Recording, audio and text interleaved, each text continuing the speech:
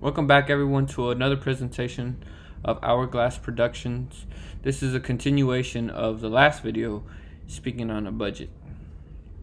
Before we get the video started, I would like to explain that I am not a financial advisor. I am not in any way advising anyone to do this. This is just an example I am using that has helped me and I believe can help others if used the same way I used it or in a way that it makes sense to them. If it doesn't make sense to you, please don't do it. Okay, this is the So Simple Money budget. The chart I created is very simple.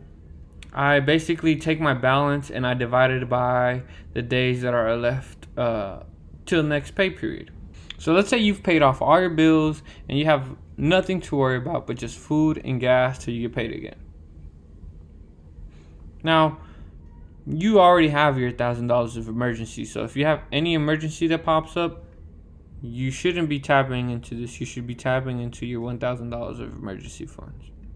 If you haven't done that, I recommend you do that before you even try to do anything like this here. So let's say you went to the store, right? And there's 8 days left to payday. You got $348 in your bank account. You went to eat and took, a friend out to eat, so you spent $40. So we're just gonna subtract 40 from there. You can still spend $39 per day.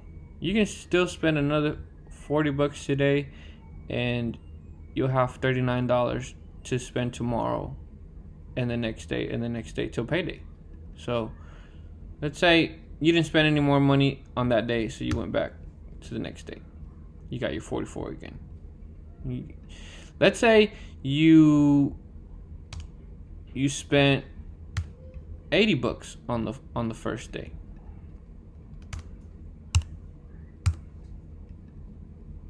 You see how this number is dropping? It's not dropping drastically, but it's dropping slowly because you're biting into the ball, the chunk that you can be using every day until payday.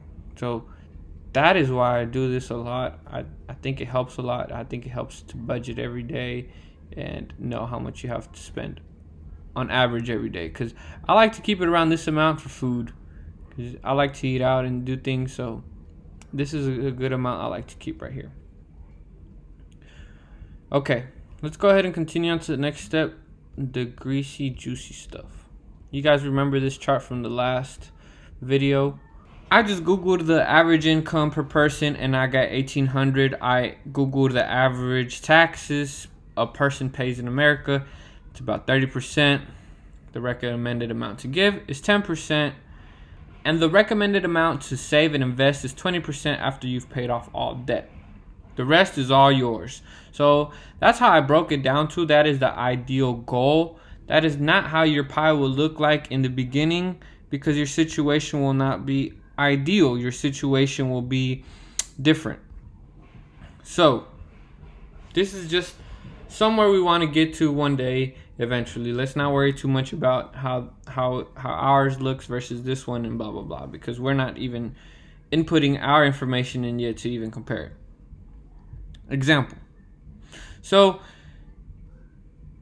because your income is $1,800, 30% goes to taxes, $540. That's $540, guys. That's a lot of money.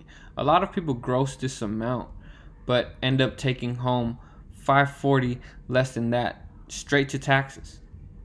So if you're a giving person, you still don't care, you want to give $180 is the recommended amount, 10% of that. If you're investing, $360 per pay period, and the rest is all yours. That's the average rent amount right there. And a lot of people pay this on a car note. So I know the situations can get tough. This is why we are working on what we're working on.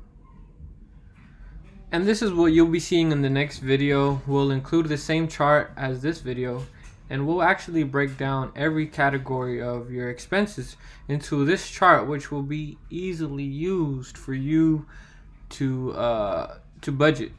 So be on the lookout for this picture here, this frame here on the next video.